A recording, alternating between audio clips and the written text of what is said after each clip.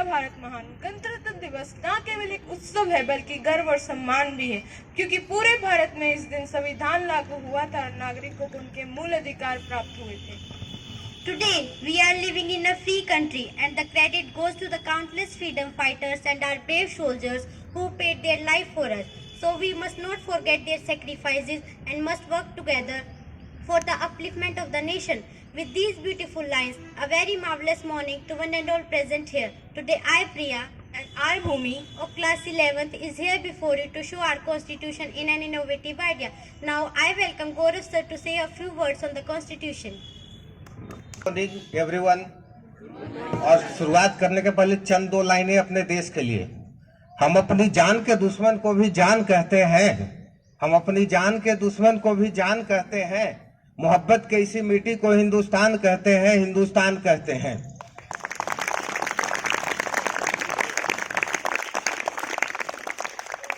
Happy republic day to our respected director ma'am, all my colleagues and my beloved students. जैसा कि आप लोग को पता है, हम लोग यहाँ हैं 74th रिपब्लिक डे सेलिब्रेट करने के लिए। लेकिन रिपब्लिक से पहले, जैसा कि आपको हमारे स्टूडेंट्स बताएंगे बाद में, भाई पहले आज़ादी तो मिले, उसके बाद तो संविधान बनता। तो इस आज़ादी के लिए हम आप तो बहुत लक्की हैं, हम आप बहुत लक्की हैं कि आज आज़ाद भारत में, आज़ाद रोहतक में, आज़ाद पार्क में, आज़ाद हवा में एक इंडिपेंडेंट डे सेलिब्रेट कर रहे हैं, ये रिपब्लिक डे सेलिब्रेट कर रहे हैं। थोड़ा उनसे जाकर के पूछो, या जिनके बाप दादाजी परदादाजी बचते होंगे, तो आज़ादी की मर्म तो वो जाने जिसने कभी गुलामियां देखी हो।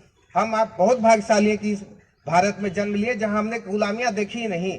या आज भी उनसे जाकर के पूछो, समाज के जो निचले तबके के लोग हैं, जिन्हें हम मार्जिनलाइज्ड ग्रुप बोलते हैं, जो आज भी नहीं जी सकते हैं ढंग से, ना वो शादी में घोड़ी चढ़ सकते हैं तो भी मार खाया जाएगा, ना वो कभी मंदिर में जा सकते हैं तो भी मार खाया जाएगा। मंदिर में कैसे चले आए?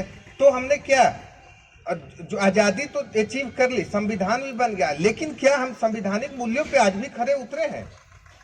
आज भी देखना, और देखना संविधान बनने के टाइम ही क्या खूबसूरती थी, हमारा देश कितना महान उसी समय से था। आप इंडिपेंडेंस मूवमेंट उठा करके देख लेना, कुछ को बुरा भी लग सकता है, कुछ ज्ञानी लोगों को। हमारे भीमराव अम्बेडकर का कुछ खास योगदान नहीं था कि भारत आजाद हो जाए, और उनका तो गांधी जी से आइडियोलॉजिकल डिफरेंसेज यही था। वो बोलते थे कि एक अंग्रेज जाएंगे तो दूसरा जो स्वर्ण लोग आ जाएंगे, फॉरवर्ड लोग, तो गुलाम ही बना करके रखेंगे हम दलितों को। लेकिन जब कॉन्स्टिट्यूशनल असेंबली बनी और जब गांधी जी ये लोग थे कि पैर के एक तरफ नीचे भीमराव अम्बेडकर, एक तरफ नीचे सरदार वल्लभ भाई पटेल बैठते थे और दूसरी तरफ जवाहरलाल नेहरू, तो उनसे पूछा गया कि भाई सारे चीज तो बना लिए, किनको किनको मंत्री बनाना ये भी बना लिए, दलित समुदाय से कौन है? तो बोले जगजीवन राम। बोले भीमराव अम्बेडकर, तो उनको तो नहीं रखे क्योंकि उनकी इंडिपेंडेंस मूवमेंट में कुछ खास योगदान नहीं था। तो बोले देखो बेटा, हमारे देश में भीमराव अम्बेडकर से ज्यादा लॉ का ज्ञाता कोई है नहीं, तो यदि उसे नहीं रखे ना तो ये पूरे भारत का लॉस हो, उसका कुछ लॉस नहीं है। यहाँ से हमें मैसेज क्या मिलता है कि हो सकता है आपसे आइडियोलॉजिकल कोई डिफरेंसेज हो किसी का, आप कुछ बोले वो नहीं सहमत होगा, इसका मतलब ये नहीं कि वो मेरा जानी दुश्मन है। वो हो सकता है हर जगह, एक फैमिली में भी चार की डिफरेंसेज हो सकती है, चारों का मत अलग अलग होता है। बोलते हैं ना, मतभेद होना चाहिए, मनभेद नहीं होना चाहिए। आप कोई इंस्टीट्यूशन में काम करो, किसी ऑर्गेनाइजेशन में काम करोगे, बड़े होकर के या भी हम लोग कर रहे हैं, तो हो सकता है किसी एक टॉपिक पे हर किसी का अलग अलग मतभेद होता है, वो मतभेद बोलते हैं, मनभेद नहीं होता। लेकिन सब लोग बेटरमेंट के लिए ही काम करते हैं, और उसी को हम लोगों ने कॉन्स्टिट्यूशन में लेकर के आर्टिकल 19 है ना, freedom of speech and expression. आगे चल करके देखना, जब आजाद लोग गालियां देते हैं, कैसा घटिया सा संविधान बना दिया। पाकिस्तान मुस्लिमों को तो इंडिपेंडेंस था ही एक देश, तो क्यों देश में रखती है? लेकिन आप देखना, वहीं पे आर्टिकल 25 to 28 हमारे बापू ने दे करके गया, हमारे भीमराव अम्बेडकर दे करके गए, जवाहरलाल नेहरू दे करके गए। क्या बोले? नहीं, ये देश हमारा है जिसमें सब लोग रह सकते हैं, चाहे हिंदू मुस्लिम सिख ईसाई आपस में भाई भाई, तभी तो बोलते हो। और तभी तो हम लोग बोलते हैं यूनिटी इन डाइवर्सिटी। पाकिस्तान वही पाकिस्तान रह गया, आज भी खाने को लाले पड़े हैं। देखो, emergency crisis means financial crisis हो गया है, और हम देश 3.5, हमारा देश 3.5 ट्रिलियन इकोनॉमी बन चुका है। हमारा देश चांद पे भी जा चुके हैं, हमारा देश मंगल पे जा चुका है, गगनयान रिलीज होने वाला, इसरो कहाँ पहुंचा हुआ है। हर चीज में, क्रिकेट में देखो, हॉकी में देखो, मेडल लड़कियां जीत रही है, पाकिस्तान कहाँ है? तो कभी भी ऐसे कोई ज्ञानी लोग या सोशल मीडिया की यूनिवर्सिटी में पढ़े हुए लोग, जिस यूनिवर्सिटी में 2 ही 3 क्राइटेरिया है, एक तो आप निठल्ले हो, दूसरा आपके पास टाइम हो, तीसरा एक सस्ता सा स्मार्टफोन हो, आप ज्ञानी बन जाएंगे बिना कोई यूनिवर्सिटी का ज्ञान ले हुए। हमारा देश यूनिटी इन डाइवर्सिटी है, विचार डिफरेंट फले फूलेंगे तभी हमारा देश भारत महान हो सकता है। ऐसा नहीं है कि हमारा देश का नाम भारत है इसलिए महान है। हमारे देश में ऐसे ऐसे लोग जन्म लेते हैं जो सबको सम्मान देते हैं और तब सम्मान मिलता है हमारे देश को। आप जाकर के बोलो बाहर में हम भारतीय हैं, या दूसरे देश को बोलो, एक अलग लेवल का इज्जत मिलता है। तो क्यों मिलता है? क्योंकि हमारे कॉन्स्टिट्यूशन मेकर ने, और आज हम गालियां देते हैं। हंसी तो तब आती है कि कभी कभी हम लोग कॉन्स्टिट्यूशन पे भी विवाद करने लगते हैं कि ये सड़ा सा कूड़े में इसे फेंक दो, इतना बड़ा कॉन्स्टिट्यूशन बना दिया है, इसमें क्या डेली तो संशोधन होता है। भाई आप एक बिल्डिंग बना दोगे, दादाजी एक बिल्डिंग बना देंगे, क्या वो बिल्डिंग वही रह जाती है? जब मन करता है तो कभी खिड़की बना लेते हो, जब मन करता है कभी छज्जे लगा लेते हो। तो हमारा कॉन्स्टिट्यूशन में आज भी खूबसूरती यह है कि जब नीड होती है तो हम लोग सुधार कर लेते हैं, उसमें क्या दिक्कत है? वो भी प्रोविजन है आर्टिकल 368।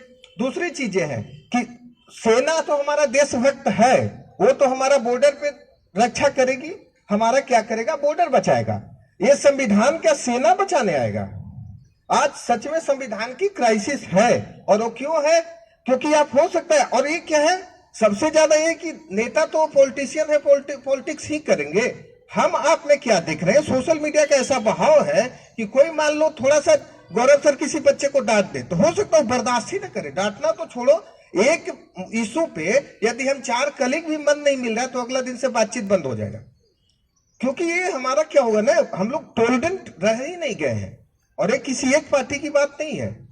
कोई एक पार्टी देशभक्ति का सर्टिफिकेट देगा तो कोई एक पार्टी सेकुलरिज्म का सर्टिफिकेट देगा। अरे हम लोग थर्ड आइडियोलॉजी वाले कहां जाएंगे? जो देश चाहते हैं, हमें किसी पार्टी पॉलिटिक्स से थोड़ी मतलब। हम लोग संविधान बचे, संविधान बचेगा तो आप बचोगे, क्योंकि संविधान ने फ्रीडम दिया है। कोई भी देश में घूम फिर सकता, वो भी आर्टिकल 19 है। तभी तो देखो दूसरे स्टेट के लोग दूसरे जगह आराम से रहते हैं, सारे फंडामेंटल राइट्स भी है, वोटिंग राइट्स भी मिल जाता है कुछ दिन बाद। तो हम आप सोसाइटी के, खास करके सिविल सर्विसेज या जो हम लोग जागरूक समाज है, उनकी रिस्पॉन्सिबिलिटी है कि हमारे जो फोर फादर्स थे, जो इतनी मेहनत से 2 साल 11 महीना 18 दिन लगा करके फाइनली जो कॉन्स्टिट्यूशन को बनाया था, उसे बचा करके रखा जाए। और उसको बचाने का आप हम सब बैरियर का काम कर सकते हो। ऐसा नहीं कि सर हम क्या करेंगे। अरे जो प्यार मोहब्बत इश्क का जो फोटो और स्टेटस लगा दो, उसके जगह कुछ अच्छी बातें लगा लो स्टेटस। कभी सोशल मीडिया पे अच्छी बातें लिख लो, तो उससे क्या होगा? एक आप क्या होता है, 4th जनरेशन बैरियर बोला जाता है। हम आप कुछ छोटी छोटी भी कंट्रीब्यूशन देंगे, जैसे अच्छी बातें करेंगे, घर वालों को बुलाओगे, दोस्तों को बताओगे, तो उससे क्या होगा कि एक मैसेज अपर लेवल तक जाता है। और जो लोग खास करके समय कुछ समय, यहाँ तक तो एक लोगों ने एक कमेटी बना दिया था कि क्या संविधान आज भी वैलिड है। अरे संविधान ही नहीं रहेगा तो गार्जियन कौन रहेगा? ये बचना चाहिए। और तो फिर रिपब्लिक डे क्यों सेलिब्रेट करोगे? रिपब्लिक डे का तो मतलब ही होता है कि हम जिस दिन संविधान हम लोगों ने इंप्लीमेंट किया था वो रिपब्लिक डे है। और इसी संविधान के कारण कहा जिसे खाने को नहीं होता था वो आज देखो कि हम लोग दूसरे को खाना देते हैं। हर फील्ड में हम लोग डेवलप कर चुके हैं। केवल देश की गालियां देश नहीं होते, इसी देश ने हमें सब चीज दिया है। और हर कोई ऐसा जियो, चाहे बच्चा बूढ़ा, कि इस माँ भारती ने जितना हमें दिया है, आखिरी दिन जिस दिन मेरी आंखें बंद हो उस दिन हम इससे ज्यादा देकर को जाएं। अब ये भी मन में आ रहा है सर माँ भारती ने क्या दिया? मम्मी पापा ने सब चीज दिया है। कुछ नहीं मम्मी पापा ने दिया है। हो सकता है अभी किले हो गए, मेरे तो 4 किले, वो भी सरकार की होती है। आज यदि ऑटोक्रेट सरकार बैठ जाए, तानाशाही बैठ जाए, कब्जा कर लेगा। या अभी रिसेंट एग्जांपल्स यूक्रेन और अफगानिस्तान, किले रहकर ही क्या किया, लोग तो छोड़ करके भागे ना वहां से। ये हम लक्की है, हम भाग्यशाली हैं, इतना बढ़िया संविधान है, इतना बढ़िया देश है जहां सब मिलजुल करके रहते हैं। जाट गुज्जर, हिंदू, मुसलमान, सिख, ईसाई सब अगल बगल किसी देश को घूम आंखें नजरें बदल करके देख लेना। एक गवर्नमेंट चेंज होती है, वहां पे मानो कि एकदम सिविल राइट्स हो जाता है। हमारे देश में ये पॉलिटिशियन लोगों को भी धन्यवाद देना चाहिए। हमारी डेमोक्रेसी इतनी मैच्योर हो चुकी है कि आराम से सत्ता परिवर्तन हो जाता है, कोई दिक्कत नहीं होता। आज मान लो मोदी जी की गवर्नमेंट गिर जाए, दूसरी सरकार आ जाएगी, लोग एक्सेप्ट कर लेते हैं, क्योंकि हमारे एटीट्यूड में बना दिया गया है क्या कि डेमोक्रेसी सुप्रीम है। तो हम लोग ये देखेंगे कि हो सकता है कुछ कमियां रहे। और लोग बोलते हैं आज तक इतने अमेंडमेंट कर चुके हो, मोर देन 120। बोलो भाई ठीक है, उसको हम लोग समय के अनुसार, समय भी तो बदला ना, समय भी तो बदला ना, उसके अनुसार हम लोग सुधार करेंगे। लेकिन कोई भी यदि बोले कि नहीं संविधान ही बदल दो, ये करो वो करो, बोलो नहीं भाई जो है सो है। इसी संविधान को फॉलो करते हुए हम लोग इतना आगे आए हैं, सुपर पावर बनने की कगार पे है। जो कमियां हैं वो दूर होगी और हम होप करते हैं कि सुपर पावर बनेंगे एक दिन। जो सोने की चिड़िया भारत थी वो फिर बनेगी। तो चंद दो लाइनों के साथ ज्यादा टाइम ना लेते हुए हम खत्म करेंगे अपना। वतन के मोहब्बत में खुद को तपाए बैठे हैं, वतन के मोहब्बत में खुद को तपाए बैठे हैं, मरेंगे वतन के लिए शर्त मौत से लगा बैठे हैं। कुछ नशा तिरंगे की आन का है, कुछ नशा तिरंगे की शान का है। हम लहराएंगे तिरंगा, ये हिंदुस्तान की शान का है। सब लोग बोलेंगे जय हिंद, जय भारत।